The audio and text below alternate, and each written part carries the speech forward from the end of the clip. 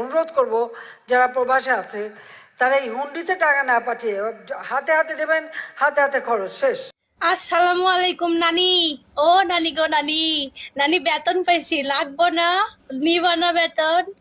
দিমু দিমু ব্যাংকে।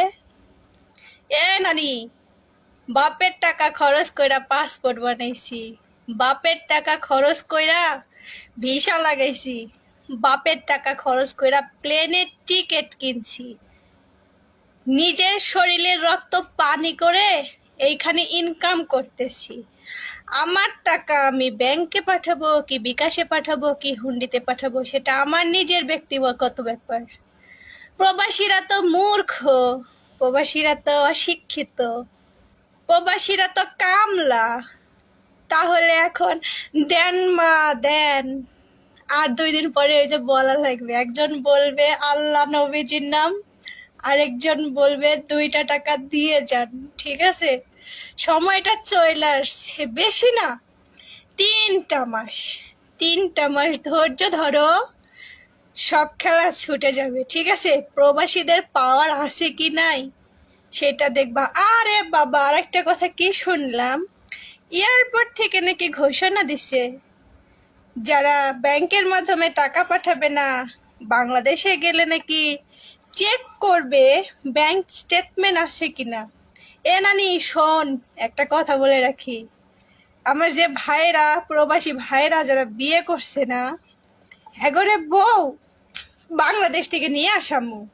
আর যারা এখনো ব্যাচেলার আছে না, এগরে কমু ভাই, ইন্ডিয়ান আছে, পাকিস্তান আছে, সুদানি আছে, অনেক ভালো ভালো কান্ট্রির মেয়ে আছে, বিয়ে কইরা এই প্রবাসে সেটেল হইয়া যা। দেশে গিয়া কি করবি? দেশে যাওয়ার দরকার নাই। দেশে গিয়া মানুষের পাচাটার থেকে প্রবাসী, এখানে প্রবাসী অনেক মেয়ে আছে, এমনকি যে যে দেশেই আছে না কেন সেই দেশেরও অনেক মেয়ে আছে বাঙালিদের বিয়ে করার জন্য দাঁড়ায় থাকে। ঠিক আছে, ভাইদের বিয়ে দিমু, আর বোনদের যাদের বিয়ে হয়নি তাদের বিয়ে দিমু, যাদের বিয়ে হয়েছে তাকে জামাই নিয়ে আমু। শেষ। বাংলাদেশ এয়ারপোর্টে গিয়ে নিজে ইনকাম করব, নিজের বাবার টাকা খরচ করে প্রবাসে আসব, আর তোগো কাছে হিসাব দিতে হবে আমার যে আমি কয় টাকা ইনকাম করছি, কয় টাকা খরচ করছি। কে রে ভাই, তোরে তো আমি চিনি না। আমি আউনের সময় কি আমারে 10 টাকা দিয়ে সাহায্য করছিলি? এখান থেকে যাওয়ার পরে তো তো বাংলাদেশের সোর্সরা তো আবার কিছু খাইতে পারবো না, এটা তো বড় ঝামেলা। আমরা যদি প্রবাসীরা না যাই, প্রবাস থেকে রেমিটেন্স যদি না পাঠাই, সোর্সেরা খাইবো কি? হ্যাঁ, ভিক্ষার থালা হাতে নিয়ে তো রাস্তায় দাঁড়ানো লাগবো। তোমাকে ভিক্ষা দিব কিনা এটাও তো জানি না রে ভাই। চিন্তা করিস না, চিন্তা করিস না, ঠিক আছে?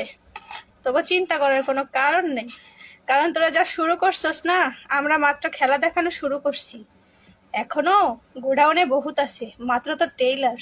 ওয়েট কর, ওয়েট কর, ঠিক আছে?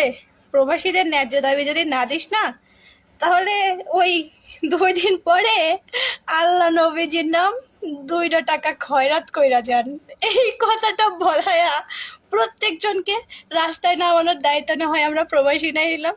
ভালো থাক সবাই, তোকে লাগে আল্লাহর কাছে দোয়া করি। হ্যাঁ, তোরা ভালো থাক, আল্লাহ তোকে সুবুদ্ধি দিক।